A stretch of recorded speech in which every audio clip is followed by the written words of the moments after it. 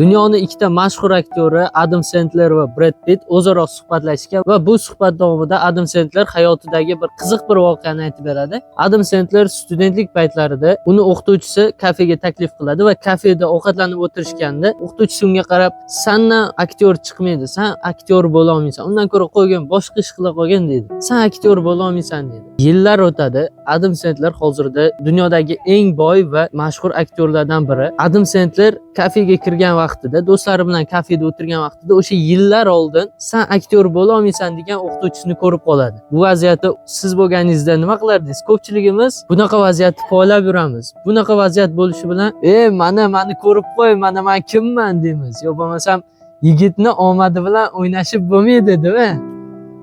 Adam Sandler bu vaziyatda nima qilgan bilasizmi? Adam Sandler o'qituvchisini o'sha og'aynilari bilan kafeda o'tirganda o'sha o'qituvchisini do'stlariga tanishtiradi. Tanishinglar, bu meni hayotim davomidagi birinchi meni kafega olib kirib mehmon qilgan yagona o'qituvchim bo'ladi deb tanishtiradi. Shuning uchun bir-birimizdan ginalarimizni, keklarimizni saqlamaylik, joyida hal qilib qo'yaylik. Yo bo'lmasam buni unuting. Xalq birlashsa kuch bo'ladi.